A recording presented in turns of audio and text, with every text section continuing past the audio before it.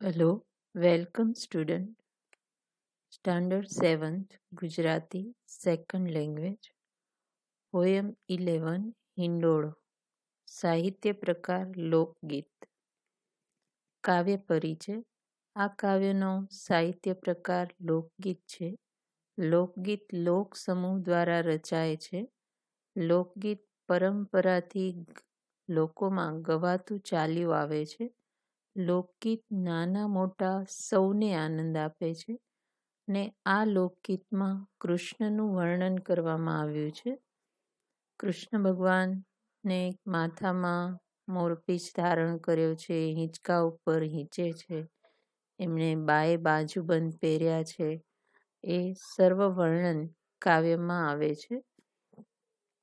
સોનાની સાંકળે બાંધ્યો હિંડોળો આંબાની ડાળ, રૂપાના કડલા ચાર વાલો મારો હિંચે હિંડોળે આંબાની ડાળ, બાંયે બાજુબંધ બેરખા રે આંબાની ડાળ, કિનખાબી સુરવાલ વાલો મારો હિંચે હિંડોળે આંબાની ડાળ, ચડવા તે ઘોડલા હંસલા રે આંબાની ડાળ, પિતળિયા પલાણ વાલો મારો હિંચે હિંડોળે આંબાની ડાળ, પગે રાઠોડી મોજડી રે આંબાની ડાળ, ચાલે ચટકનતી ચાલ વાલો મારો હિંચે હિંડોળે આંબાની ડાળ, માથે મેવાડી મોળિયા આંબાની ડાળ, દસે આંગળીએ વેઢ વાલો મારો હિંચે હિંડોળે આંબાની ડાળ.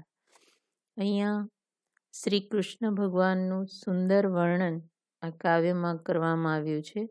ભગવાન શ્રી કૃષ્ણ હિંડોળા ઉપર હિંચે છે. એ હિંડોળો કેવો છે? તો કે સોનાની સાંકળે બાંધ્યો હિંડોળો આંબાની ડાળ અને રૂપાના કડલા ચાર.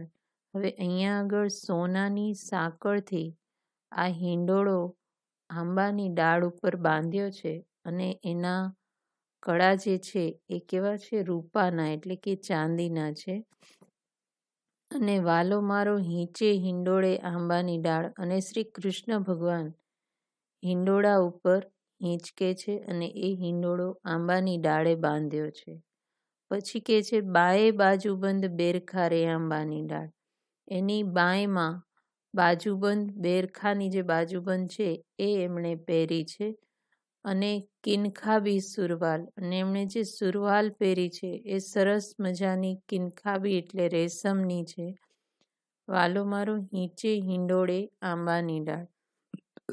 ભગવાન શ્રી કૃષ્ણ આંબાની ડાળ ઉપર હિંચે છે.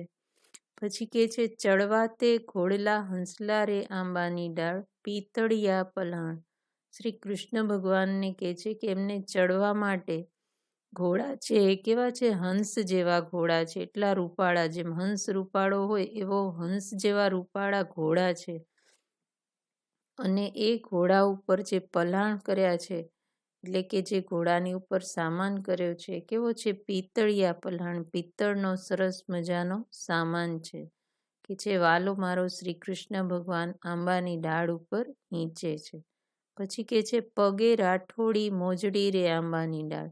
એમને પગમાં સરસ મજાની રાઠોડી મોજડી પહેરી છે, અને ચાલે ચટકનતી ચાલ, અને એમની ચાલ છે એ ખૂબ જ સરસ ચટકનતી એમની ચાલ છે. અને અમારો વાલો હિંડોળે હિંચે છે. માથે મેવાડી મોળિયા આંબાની ડાળ, દસે આંગળીએ વેઢ.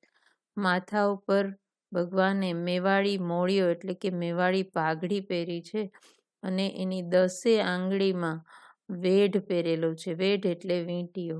અને આવા શ્રી કૃષ્ણ ભગવાન એ હિંડોળા ઉપર હિંચે છે. તો અહીંયા શ્રી કૃષ્ણ ભગવાન હિંડોળા ઉપર હિંચે છે ત્યારે એમણે જે જે શણગાર કર્યો છે એ અહીંયા સુંદર રીતે કહેવામાં આવ્યો છે. શબ્દ સમજૂતી. હિંડોળો એટલે હિંચકો અથવા ઝૂલો, રૂપું એટલે ચાંદી, કડલું એટલે પગનું એક ઘરેણું અથવા કલ્લું, બાજુબંધ એટલે બાવડા પર પહેરવાનું એક ઘરેણું, બેરખો એટલે રુદ્રાક્ષના મોટા મણકાની માળા, કિનખાબ એટલે જરી બુટ્ટાના વણાટનું એક જાતનું કાપડ, સુરવાલ એટલે પાયજામો અથવા ચોરણો, પિત્તળિયું એટલે પિત્તળ નામની ધાતુમાંથી બનેલું. પલાણ એટલે ઘોડાની પીઠ પર નાખવાનું આસન.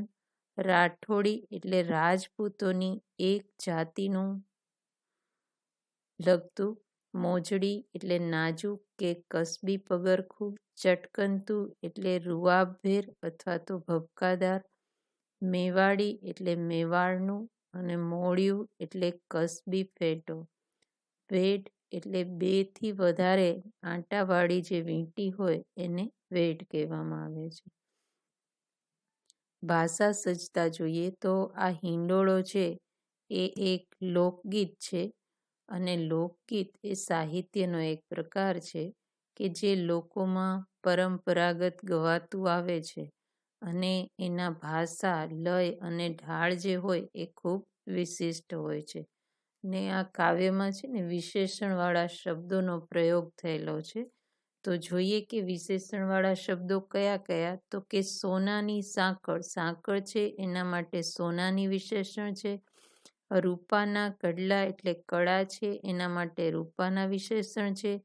કિનખાબી સુરવાલ એટલે સુરવાલ માટે કિનખાબી એટલે વિશિષ્ટ જાતનું કાપડ છે એ વિશેષણ છે. પિત્તળિયા પલાણ. પલાણ એટલે એની ઉપર પીઠ ઉપર રાખવાનું આસન. તો એ આસન છે કેવું છે? પિત્તળનું છે.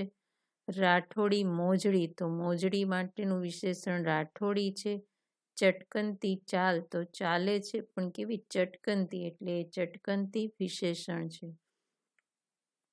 નીચેની સંજ્ઞાઓ વાંચો તો વિદ્યાર્થી, પંખો, બાળક, ગધેડું, પુસ્તકો, ઘોડો, લખોટીઓ, કીડીઓ, હાથી.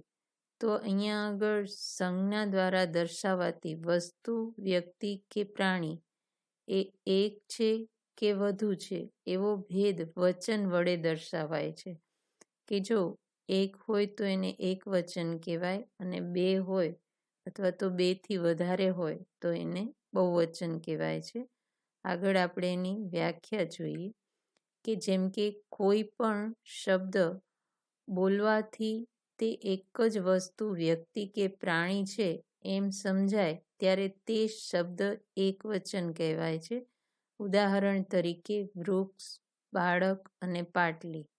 તો અહીંયા એકવચન આપેલું છે. એ જ રીતે જ્યારે કોઈ શબ્દ બોલવાથી તે એક કરતાં વધારે વ્યક્તિ કે વસ્તુ કે પ્રાણી એમ સમજાય ત્યારે તે બહુવચન કહેવાય છે. ઉદાહરણ તરીકે વૃક્ષો, બાળકો અને પાટલીઓ. હવે આપણે નીચે કેટલાક શબ્દો આપેલા છે જે એકવચન અને બહુવચનવાળા શબ્દો આપણે જુદા પાડવાના છે. હવે કડલું. તો કડલું છે એ એકવચન આવે. હંસલો એકવચન. ઘોડા બહુવચન. બેરખા બહુવચન. બારણા બહુવચન. સાંકળ એકવચન. હિંચકો એકવચન. આંબો એકવચન. વડલો એકવચન. માથા બહુવચન અને મોળિયો એકવચન. Thank you.